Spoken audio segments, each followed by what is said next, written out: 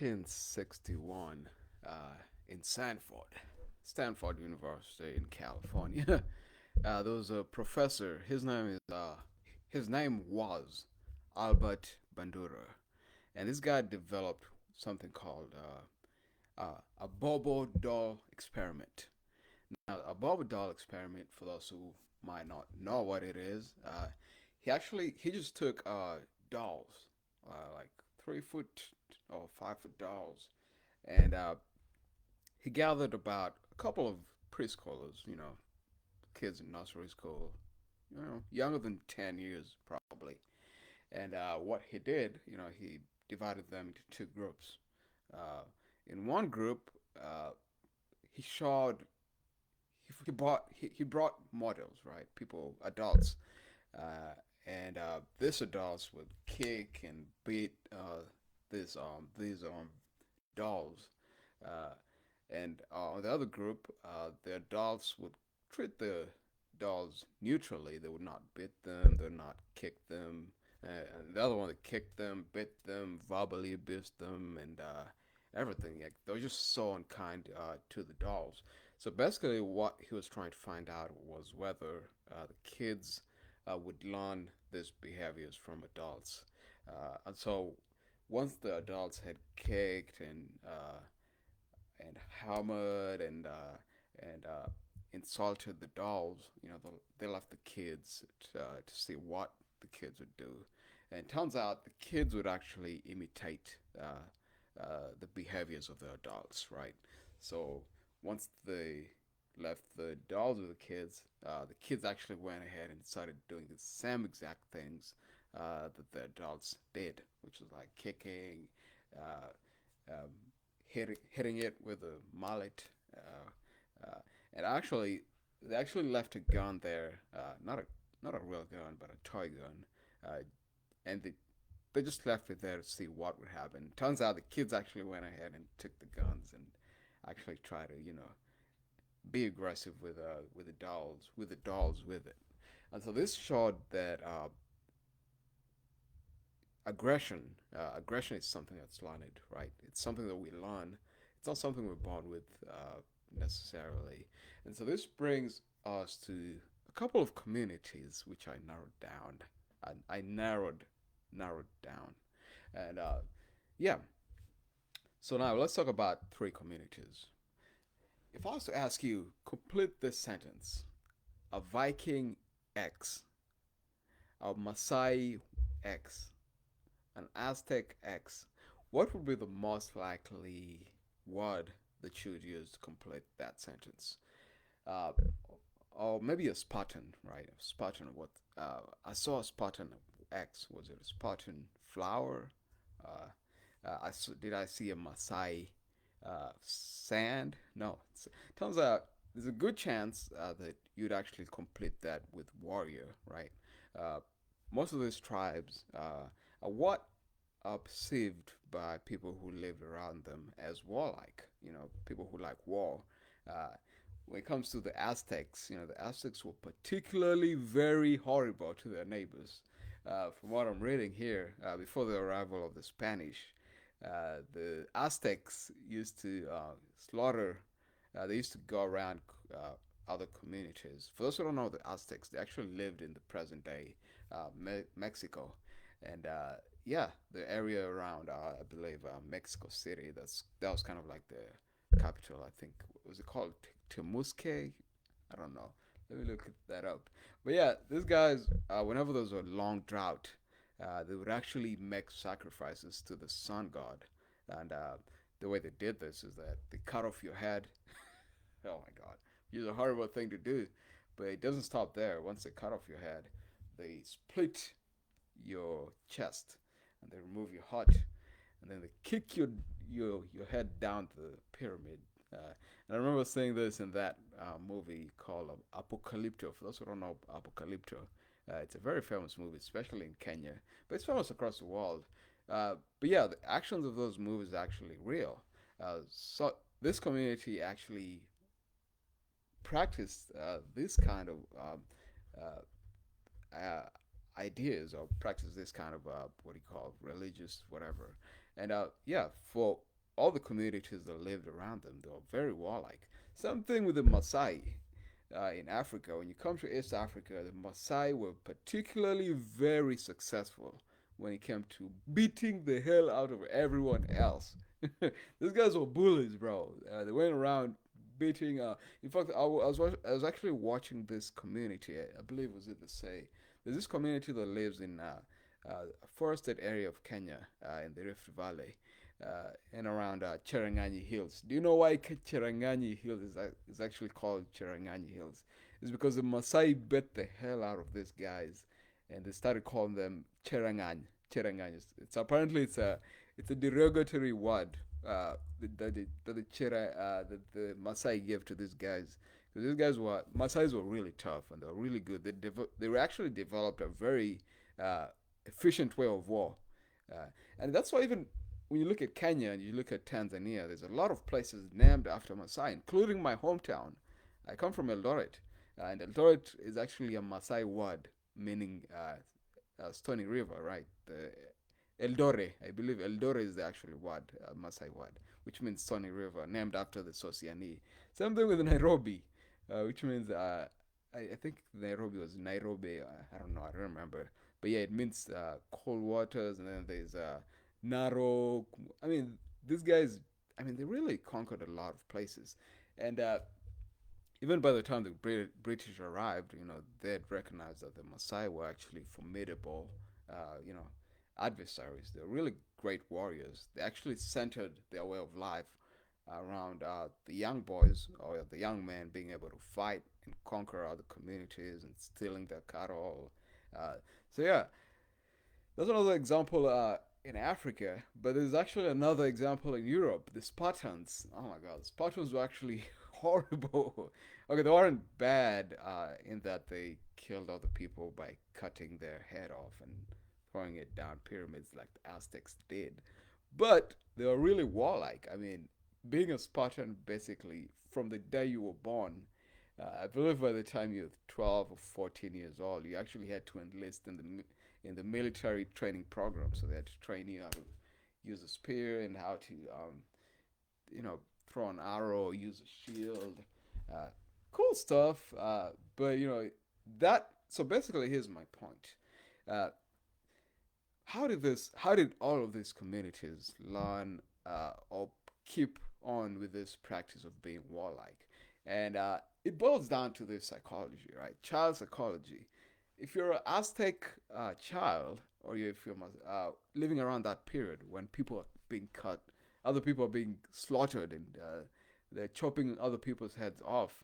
If you watch that as a child and you see adults doing it, chances are the older you get, the more and more you become tolerant. Or you don't see the, I mean, you wouldn't see the problem with that because everybody around you is doing it, and so it becomes kind of normal to you. And so when the Aztec children grew up, they just grew up to practice the same thing, even though it was bad, right? Everybody else could tell that the Aztecs were doing something wrong. I mean, it doesn't. You don't really have to be a saint to realize that cutting off somebody's head and throwing it down a pyramid is a bad thing. I mean, even if it was like what 600 years ago, other communities knew it was bad and it was evil by all means. But uh, the Aztecs didn't see a problem because they had been doing that for several generations, and probably that even served a purpose for actually making the other communities fear them, right? Because fear is a very good tool for control. If you want to control people, one of the ways you can do it is by fear, right? And I hate to use this example, but uh, something like religion, right? If you come and tell somebody you gotta believe in God, uh, if you just stop there, I mean, they'll be like, "What? No, no, I don't have to." But if you say, "Hey, if you don't believe in God, you're gonna go to hell and suffer for eternity," then the person might become, a little more open towards accepting it. So yeah, that's an extreme example, but you kind of get the point, right? Fear is a very good tool for control. That's what the Aztecs used to control to subjugate the other communities. Same thing with the Maasai. Uh, the Maasai were very, very brutal. You know, when they came to your community to steal cattle, they made sure you actually felt that the Maasai were there. They actually pillaged everything. They burnt your houses. They killed a lot of men. So that way, you just fear them, right? The next time they come, you'll be more likely to run than to try to fight them. And you know, some of them actually, you know, people like Maasai's, they actually have a little bit of a genetic advantage, right? Because these people are plain Nilots. They came from South Sudan. Uh, I'm a Highland Nilot. You know, the Kalenjins and the Sabaot and the Luos, they're all Nilots and the Maasai's. But you know, the Maasai's, once we reached the area that's now southern Sudan, they came down through Turkana, and so they relied more heavily on eating meat, and so they and meat, you know, meat is high in calcium, right? So so I feel like that might have made them to become a lot taller. And you know, when you're taller, you know, uh, you're more intimidating in battle. So maybe that's one of the reasons why uh, they they are so successful. But speaking of Maasai's, have you heard of the theory that the Maasai's have about their origin? You know, some there's actually I was reading this topic, this internet website. Somebody had written down that one of the the Maasai's have several theories of how they became Maasai's, right? And one of those theories was that there was a long that they came from a land way up north, which is true. I mean, all of the Nilots, the Kalenjin and the Luos and the Maasai's and the Samburis, we all came from South Sudan and South and North Sudan. But there's a particularly interesting thing that they add on that origin theory, and one of that and that is some people speculate that the Maasai's were a long lost Roman legion, right? For those who don't know who legion is, a legion is a Roman army. It's like a group of like 2,000 soldiers. So one of the theories that among some Maasai, very little Maasai, not a lot of Maasai's, is that there was a Roman army, a Roman legion from a long, long time ago, 2,000 years ago, that were traveling around the Nile. So they were going down the Nile looking for the source. And they got lost and they couldn't go back to Italy or Northern Africa, which was part of the Roman Empire. And so they settled down around East Africa and apparently they became Maasai. I don't know. It doesn't sound too credible because you know they look Maasai's look like Kalenjins a little bit and Samburus.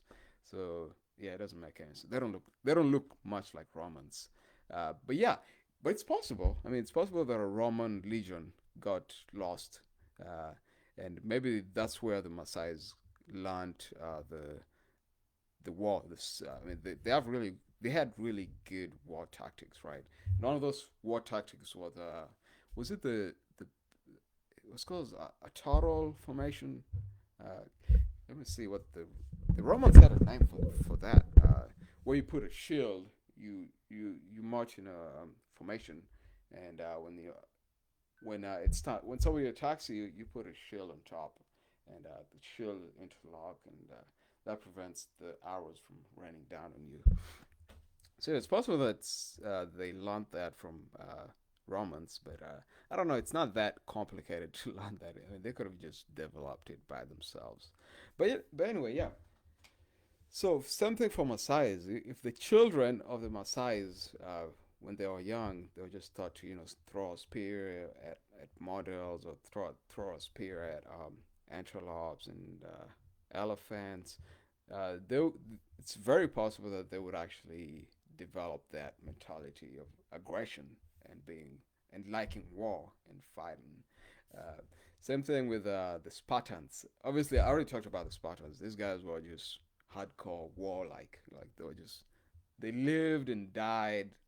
Uh, I mean, their life was essentially centered around being a warrior. And one interesting fact that I saw about Spartans is that apparently these guys, men, Spartan men's it was actually kind of like a thing. They couldn't eat at home.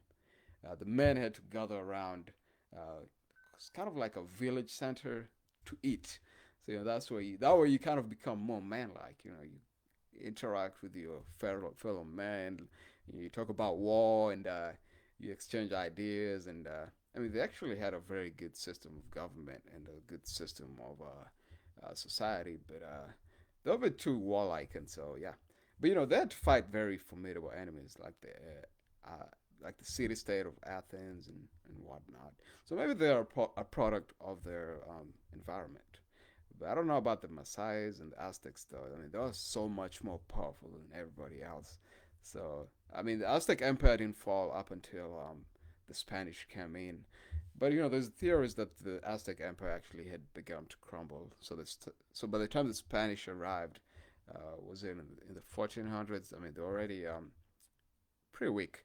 And I don't know if you all remember, if you watched that Apocalypto movie, the ending where that guy, the main character, runs to the sea, the ending, he actually sees a lot of ships coming to dock. And that's kind of like, yeah, that kind of signified the end of the Aztec Empire. Just kind of cool, kind of like a good detail, and kind of, and the directors actually, they actually let us know the time period of when that thing happened. But yeah, I hope you all have enjoyed this episode. I mean, I kind of feel like that was interesting. I mean, Kalenjins are also pretty aggressive. I've also been known to be pretty aggressive in war, especially the Nandis, and uh, yeah, and this was documented by the Germans, right? There's that, oh, and the British. I think, yeah, the Nandis were among the last communities to give up to colonialism, and part of the reason is because the Nandis lived on top of hills and they were able to take advantage of their environment. And one of the more interesting war tactics that the Nandis used to have was they used to live up the hill in Nandi Hills and throughout the Rift Valley region. One of the tactics was actually to wait until the British are at the bottom of the hill and then they throw the rocks down on the British. So that way, even if you have a gun, it's not much use because you can't really aim a gun up a hill and there's big stones coming at you. So the Niners were pretty good, but I don't think they were as good as the Maasai's. Yeah, the Maasai's were pretty good, and I don't know why the Maasai's have not made another comeback. Where are all my Maasai friends? Yeah, they should be the ones leading the army, and I don't know, but times change, and maybe they're good at spears and arrows, but maybe it's a new age now of guns and missiles and yeah, it's a different world, but yeah. But anyway, what else? What else was I going to? Yeah, I'm reading here about the Aztecs, and apparently, yeah, oh, I think I said that. I actually the capital of the Aztecs was called Tenochtitlan. I don't know how to say it, but yeah, they were very successful, man. They were really, really good, and I'll be looking into. I'll actually be reading more about the Aztecs, and yeah, yeah. Actually, that kind of marks the end of this episode yet again. I actually uploaded. There's this series that I started called Talk O'clock on YouTube. But my second episode that I did on YouTube was taken down because of copyright. Apparently, if you watch too many, I mean, apparently most of the content on TikTok is actually copyrighted. I didn't know that, so the video is blocked, but you can actually watch it now because I already took out the segments that were blocked. But I'll be looking into making another episode of Talk O'clock. Anyway, shout out to everybody who liked my previous video. Shout out to Anto and my village mate, what Mose. I think Mose is getting engaged, which is pretty cool. When are you guys getting engaged, man? Some of you here are 35, 40, and you're not engaged. But anyway, yeah. I think until next time, fellas. I'll see you guys next time. Peace.